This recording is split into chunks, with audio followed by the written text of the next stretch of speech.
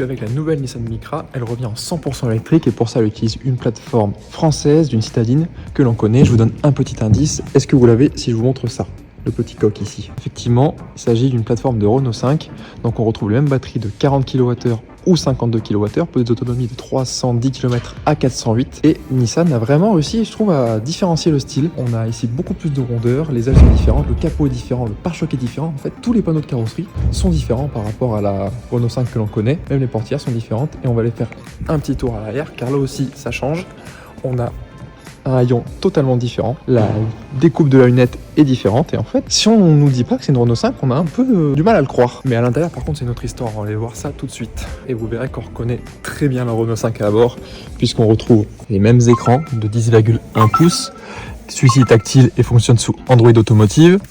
On a les mêmes sièges avec simplement une sellerie qui est différente, le ciel de toit et a toujours l'effet gaufré. En revanche, on a perdu l'effet de jean sur le tableau de bord.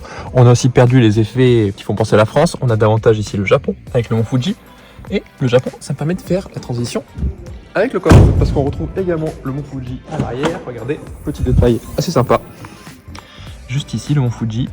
Le coffre de 326 litres est le même que la Renault 5. Nissan annonce moins de 4 mètres mais n'annonce pas la taille exacte de la voiture. Pour rappel, la Renault 5 fait 3,92 m.